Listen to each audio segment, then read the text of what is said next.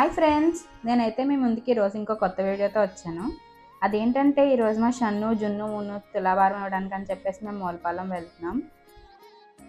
మీలో మూలపాలెం ఎంతమందికి తెలుసో కామెంట్ చేయండి. తెలియని వాళ్ళు ఎవరైనా ఉంటే ఈ వీడియో ఎండ్ వరకు స్కిప్ చేయకుండా చూడండి. మూలపాలెం విశిష్టత ఏంటో మీకు క్లియర్గా చెప్తాను.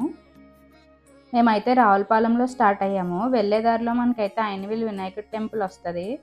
అక్కడ ఆగుదాం అనుకున్నాము, కానీ చాలా రష్గా ఉండేసరికి ఈవినింగ్ వచ్చేటప్పుడు ఆగుతామని చెప్పేసి వెళ్ళిపోయాము. ఐనవిల్ తర్వాత ముక్తేశ్వరం వస్తుంది. ముక్తేశ్వరం కాలువగడ్డ రోడ్లో మనం 5 కిలోమీటర్స్ జర్నీ చేస్తే నారాయణ క్షేత్రం వస్తుంది.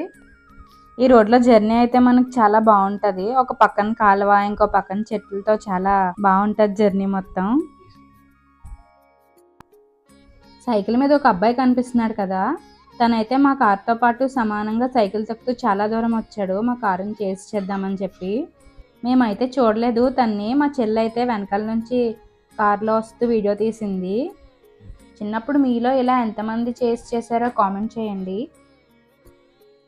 వెళ్ళే దారిలో అయితే ఒక బ్రిడ్జ్ ఉంటుంది. దాని కింద నుంచి మనకి కార్ అసలు వెళ్ళదేమో అనుకుంటాం. కార్ అయితే బాగానే వెళ్ళింది.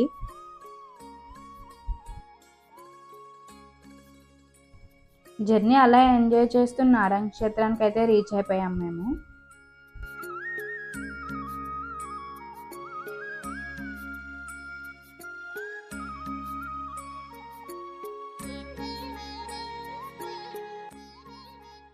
మేమైతే కార్ దిగి లోపలికి వెళ్తున్నాము. మేము తీసుకొచ్చిన పటికి బెల్లం, బియ్యం ఇవన్నీ అయితే లోపల పెట్టాము.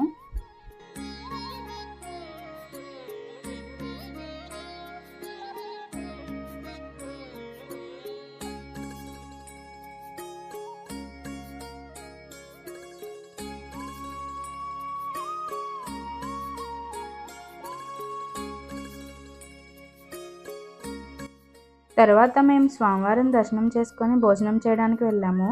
ఈ క్షేత్రం శనివారం మరియు ఆదివారమే ఉంటుంది. శనివారం, ఆదివారం వచ్చిన ప్రతి భక్తులకు ఇక్కడ అన్నదానం జరుగుతుంది. వచ్చిన భక్తులు ఇక్కడ సేవ చేసుకుంటూ ఉంటారు. ఇదైతే భోజనశాల.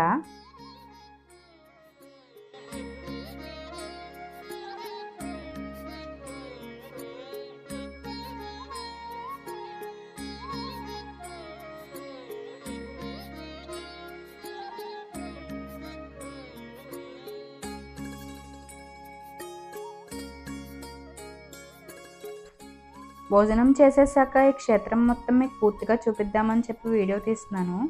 ఇదైతే బావి, దీనికి ఇత్తడి తొడుగు వేసి ఉంటుంది. స్వామివారు రోజు ఉదయం ఈ బావిలో నీళ్ళతోనే స్నానం చేస్తారు.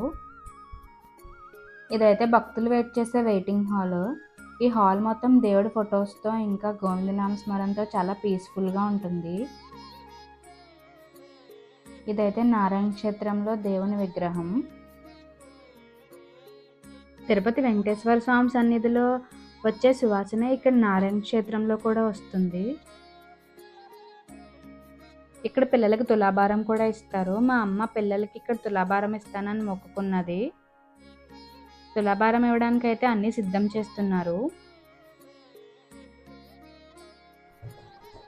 టెక్కిట్లో రవికల ముక్కలు వేసి మా పిల్లలిద్దరిని పడుకోబెట్టారు.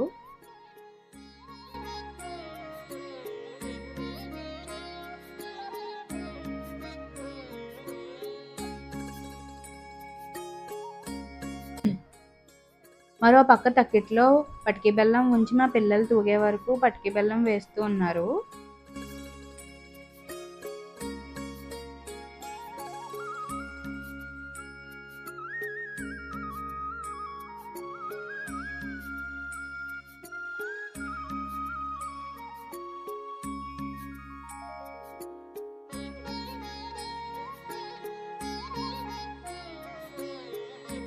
గోవిందా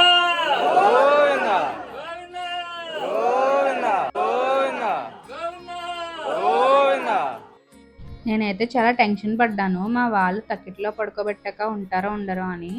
వాళ్ళైతే చాలా కోఆపరేట్ చేశారు. అసలు ఏడవకుండా అలా బాగానే ఉన్నారు. మా అత్తయ్య గారు వాళ్ళు బెల్లం తులాభారంగా ఇచ్చారు.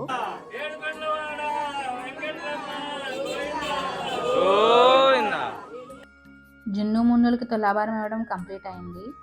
తర్వాత ఇప్పుడు షన్నుకి తులాభారం ఇవ్వడానికి అంతా రెడీ చేస్తున్నారు. ఇప్పుడైతే మా షన్నుని అందులో పడుకోబెడుతున్నారు. మా షన్నుకు కూడా బెల్లాన్ని తులాభారంగా ఇచ్చాము.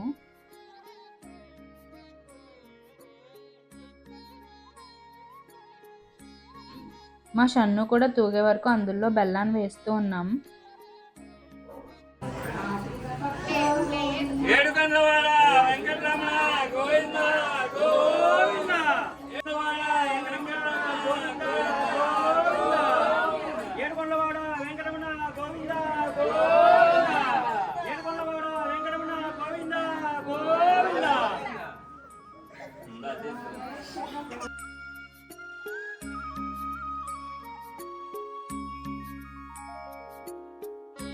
తులాభారం ఇవ్వడం అయిపోయాక అక్కడ తక్కిడి దగ్గర నుంచి మేము కొన్ని ఫొటోస్ తీయించుకున్నాము.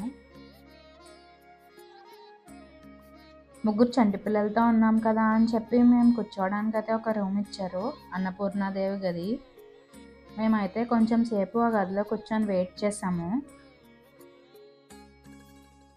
రూమ్ ఇవ్వడం వల్ల పిల్లలు ముగ్గురు కూడా బాగా రిలాక్స్ అయ్యి బాగా ఆడుకున్నారు.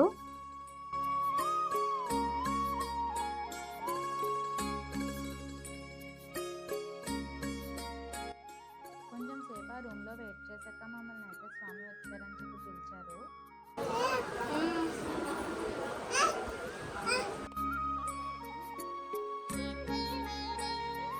ఇక్కడ ప్రశ్న చెప్పించుకోవాలంటే ఆ రోజు ఉదయమే వచ్చి ఇక్కడ టోకెన్ తీసుకోవాలి. టోకెన్ తీసుకున్న భక్తులకు శనివారం మరియు ఆదివారం ఇక్కడ ప్రశ్న చెప్తారు. ప్రశ్న చెప్పడం అంటే బాబుగారి మీదకి స్వయంగా శ్రీ వెంకటేశ్వర స్వామి వాలి ప్రశ్న చెప్తారు. మన సమస్యలకు ఇక్కడ పరిష్కారం దొరుకుతుందని భక్తుల నమ్మకం. స్వామి అయితే మా పిల్లలిద్దరిని ఎత్తుకొని వాళ్ళని దీవించి వాళ్ళకైతే వస్త్రాలు ఇచ్చారు.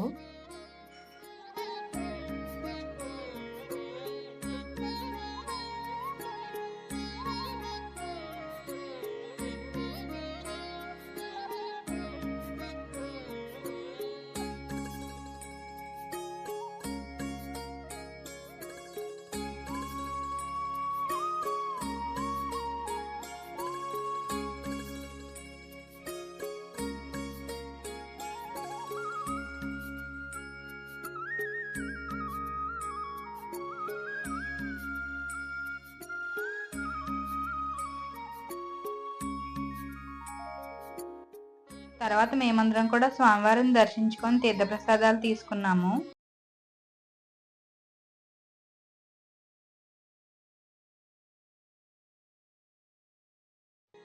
మాకైతే దర్శనం చాలా బాగా జరిగింది.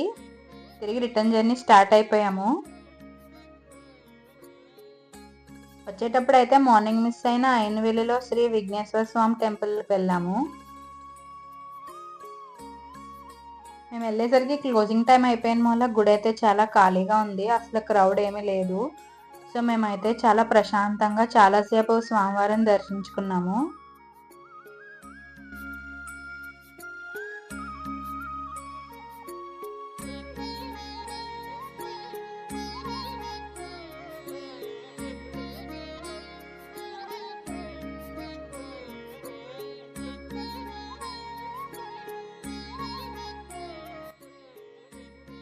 గుడి అయితే చాలా ఖాళీగా ఉంది కదా, సో మేమైతే కొన్ని సెల్ఫీస్ తీసుకున్నాం. It's selfie time.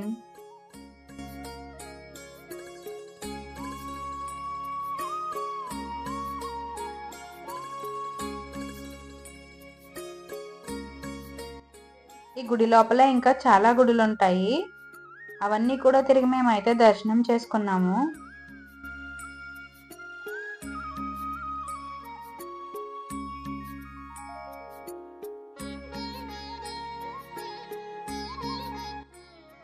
ఐనవేలి విఘ్నేశ్వర స్వామి టెంపుల్లో పూజారి గారు వెళ్తూ వానపల్లి పల్లాలమ్మ టెంపుల్లో కూడా దర్శనం చేసుకొని వెళ్ళమని చెప్పారు.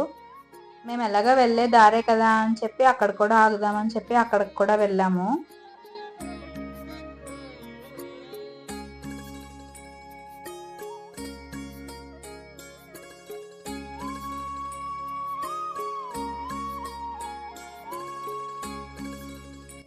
మేము వెళ్ళేసరికి గుడి తలుపులు అయితే వేసేసారు. మేమైతే అమ్మవారిని బయట నుంచే నిలబడి దర్శనం చేసుకున్నాము. ఈ గుడి అయితే చాలా పెద్దది, చూడడానికి గుడి చాలా బాగుంది. నార్మల్ డేస్లో ఈ గుడి అయితే చాలా రష్గా ఉంటుందంట, చాలా క్రౌడ్తో. ఇప్పుడైతే చాలా ఖాళీగా ఉంది. ప్రపంచంలోనే ఎక్కడా లేనటువంటి చెట్టు మన వానపల్లిలోనే ఉందండి. ఆ చెట్టు పేరు ఏంటో తెలుసా? పేరు లేని చెట్టు.